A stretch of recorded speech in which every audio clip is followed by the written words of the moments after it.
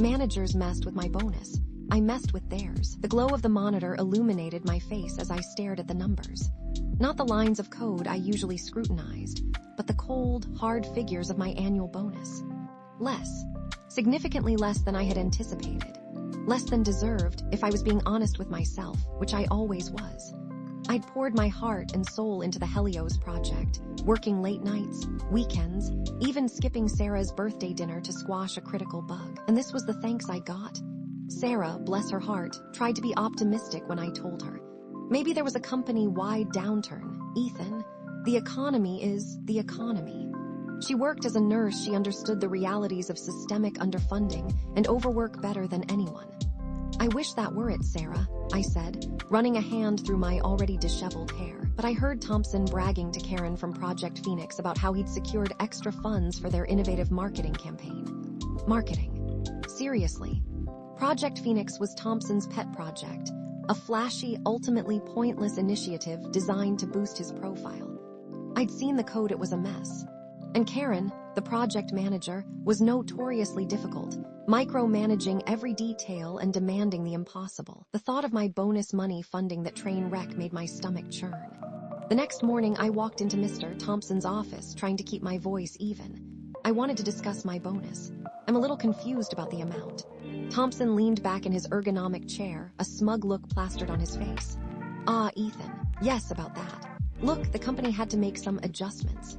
Budgetary constraints, you know how it is. But don't worry, your performance was excellent. Keep up the good work. Adjustments? But I was told Helios was a major success. It's exceeding all projected metrics. I pushed back, trying to keep the frustration from boiling over. Absolutely. A team effort, Ethan. A team effort. Everyone contributed. And you know, sometimes hard decisions have to be made for the good of the company.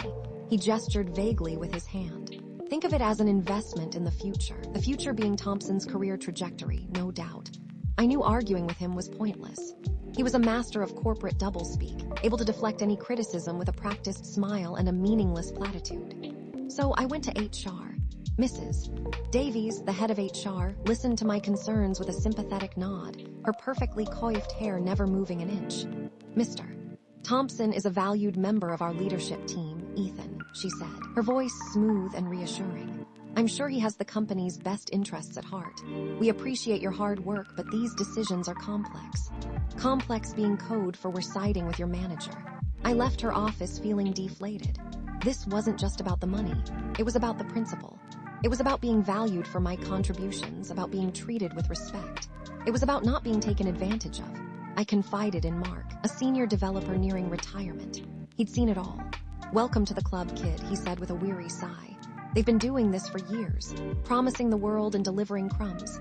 My advice, keep your head down, do your job, and get out while you still have your sanity. But keeping my head down wasn't an option, not this time. I started documenting everything. Every instance of Thompson taking credit for my work, every questionable decision, every instance of blatant favoritism. I meticulously collected emails, meeting minutes, project reports, anything that could paint a picture of his incompetence and self-serving behavior. Then, the petty stuff started. Forgetting to add him to crucial email chains. Accidentally deleting important files with backups, of course. Misinterpreting his vague and often contradictory instructions. Small things, but enough to throw a wrench in his carefully laid plans. One afternoon, I overheard Thompson berating David, another developer on our team, for a minor bug in the Project Phoenix code. He was taking credit for David's work, then blaming him for a mistake. David looked crushed. That's when I knew this wasn't just about me anymore. I started subtly sabotaging Project Phoenix. Not in a way that would cause major damage, but enough to create headaches for Thompson and Karen. I'd introduce minor inconsistencies in the code, things that would take hours to debug, but wouldn't completely derail the project. I'd accidentally overwrite their documentation with outdated versions. I even managed to sneak a few lines of deliberately inefficient code into the main build, slowing down performance just enough to be noticeable. It was childish, I know, but it felt good. Then, I discovered something truly damning. Hidden deep within the project's budget spreadsheets were inflated figures and questionable contracts awarded to companies with close ties to Thompson. He was padding the budget and lining his own pockets. I knew I had to do something with this information. But going directly to HR was out of the question. They'd just bury it. That's when I decided to weaponize Karen. I knew she hated Thompson.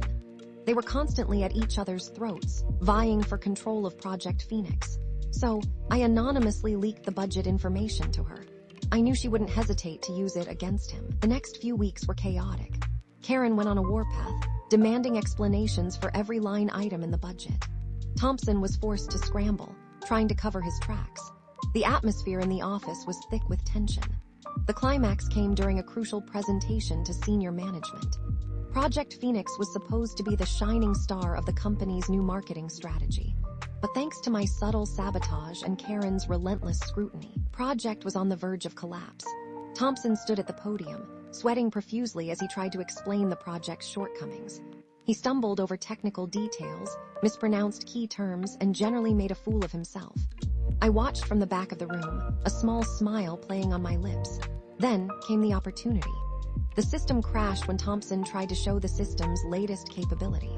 I casually walked up to the podium, my hands in the pocket. "If I may, Mr. Thompson," I said. "I think I can bring it back online." All eyes were on me. Thompson hesitated, then grudgingly stepped aside. I quickly diagnosed the problem. A simple configuration error. I fixed it in a matter of minutes. The system sprang back to life, showcasing the project's features. But as I explained the fix, I made sure to emphasize the underlying architecture and the complex dependencies. I used technical jargon that I knew Thompson wouldn't understand. I subtly highlighted the areas where he had made questionable decisions, exposing his lack of technical expertise. The senior managers exchanged knowing glances. The message was clear: Thompson was out of his depth. I anonymously sent my documented evidence of Thompson's misconduct, along with a detailed outline of his misdeeds, to Mrs. Davies. An internal investigation was launched. Thompson became increasingly paranoid, snapping at his team and accusing everyone of sabotage. His carefully constructed facade began to crumble. Mrs. Davies, realizing the extent of the damage, tried to contain the situation. But the evidence was too damning.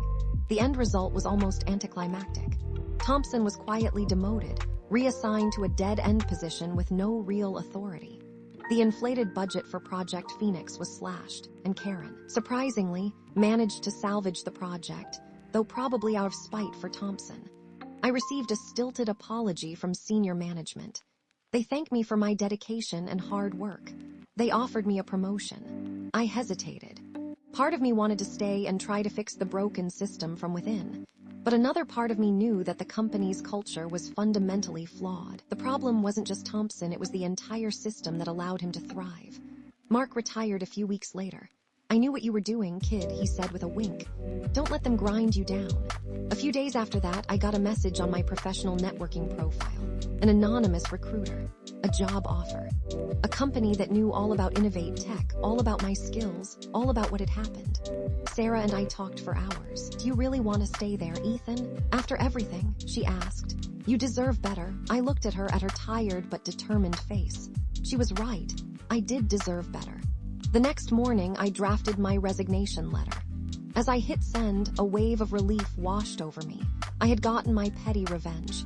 But more importantly, I had freed myself. The journey was just beginning.